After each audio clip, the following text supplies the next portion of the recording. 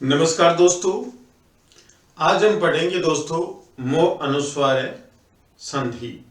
बहुत ही सरल संधि है और जैसे हम संस्कृत का कोई भी पद लिखते हैं तो कहाँ पर अनुस्वार होगा और कहाँ पर मैं होगा, इसके विषय में ये मो अनुस्वार संधि बताएगी। तो आइए साथियों जानते हैं मो अनुस्वार है। मो अनुस्वार सूत्र संख्या है शायद 8-3-23। तो सबसे पहले इसका पद विच्छेद करते हैं। मैं और अनुस्वार है, पद विच्छेद किया तो मैं अनुस्वार है बना। अब मैं में षष्ठी विभक्ति एकवचन है और जो अनुस्वार है इसमें प्रथमा विभक्ति एकवचन है। मैं है इसमें षष्ठी विभक्ति एकवचन है और अनुस्वार में प्रथमा विभक्ति एकवचन है।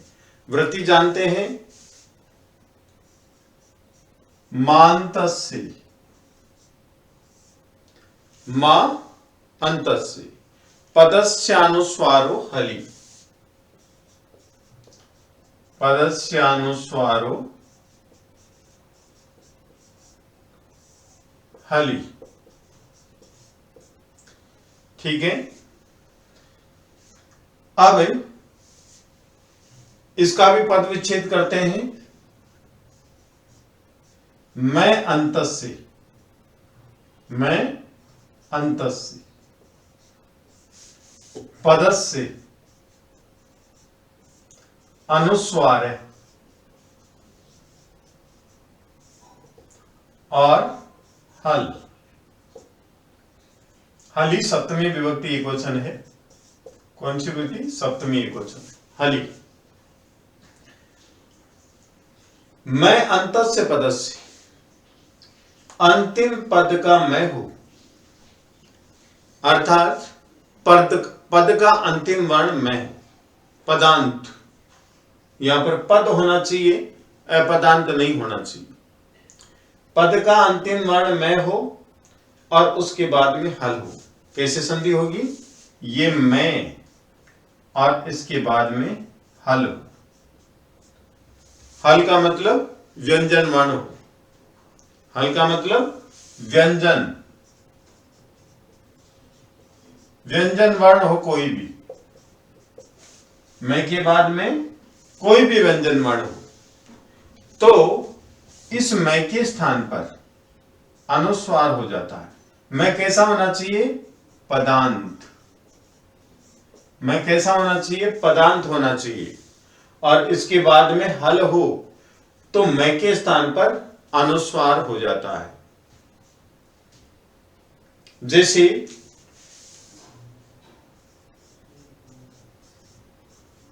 हरिम और वंदे। हरिम वंदे। हरिम एक पद है, द्वितीय विभक्ति एकवचन है। हरि को या हरि की वंदे वंदना करता हूं। वंदे जो शब्द है ये उत्तम पुरुष एकवचन है, आत्मनेपदी। वंदते वंदेते वंदन्ते वंदसे वंदेथे वंदध्वे वंदे वंदावहे वंदामहे। तो ये वंदे है, यह आत्मनेपद उत्तम पुरुष एकवचन है और मैं क्या है? पद का अंतिम वर्ण है। पद का अंतिम वर्ण है।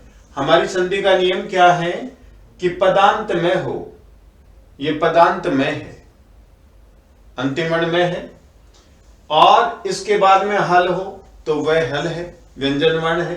तो इस मैं के स्थान पर अनुस्वार हो जाता है। तो किस प्रकार से? इस प्रकार से मैं के स्थान पर हरिम वंदे अनुस्वार हो जाता है।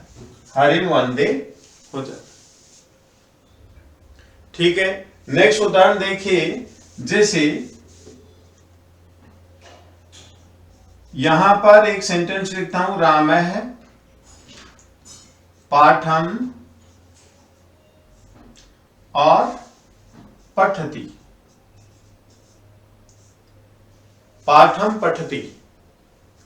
तो यहां पर जो मैं है ये क्या है? पदांत है। पाठ है, पाठो, पाठा, पाठम, द्वितीय विभक्ति एकवचन है, पदांत है। और आगे जो पे है ये क्या है?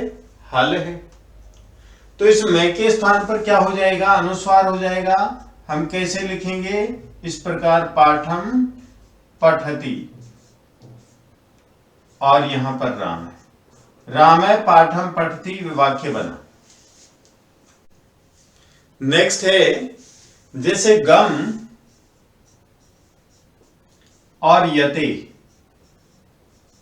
यहां पर जो मैं है ये पदांत नहीं है क्योंकि ये मूल धातु है, इसलिए, और आगे है ये, इसलिए इस मैं के स्थान पर अनुस्वार नहीं होगा। तो शब्द क्या बनेगा? आधा गए, सॉरी, गए आधा मैं और ये ते, ये गम्मेते बनेगा। क्या बनेगा? गम्मेते बनेगा। तो कहने का मतलब जो मैं है ये मैं पद का अंतिम वर्ण हो और वो पदांत हो। कहने का मतलब पद हो, पद का अंतिम वर्ण, मैं पद का अंतिम वर्ण हो, आगे हल हो, तो इस मैं के स्थान पर अनुस्वार हो जाता है। जैसे हरिम वंदे, तो यहां पर हरिम है ये पद है, इसका अंतिम वर्ण क्या है? मैं है, और आगे क्या है? हल है। हल मीन्स व्यंजन है, तो इस मैं के स्थान पर अनुस्वार हो जाएगा, शब्द बनेगा हमारा हरिम वंदे। इसी प्रकार से जैसे राम है पाठम पठति, यहां पर जो पाठम पठति है, पाठम पद है, इसका अंतिम वर्ण क्या है? मैं, और इसके बाद क्या है? व्यंजन वर्ण है, तो इस मैं के स्थान पर अनुस्वार हो जाएगा, पाठम पठति। राम है पाठम पठति।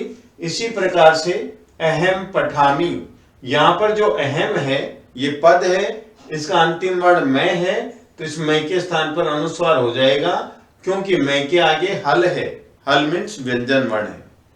इस प्रकार से संधि होगी। नेक्स्ट है जैसे गम धन यते, यहां पर जो गम है ये पद नहीं है, इसलिए यहां पर मैं के स्थान आगे व्यंजन वर्ण तो है लेकिन ये पद नहीं, इसलिए मैं के स्थान पर अनुस्वार नहीं होगा। ये इस प्रकार से लिखा जाएगा गम्मेते। तो इस प्रकार से दोस्तों ये मो अनुस्वार संधि है। यदि आपको ये वीडियो पसंद आया तो आप लाइक कीजिए, शेयर कीजिए, कमेंट कीजिए, सब्सक्राइब कीजिए। धन्यवाद।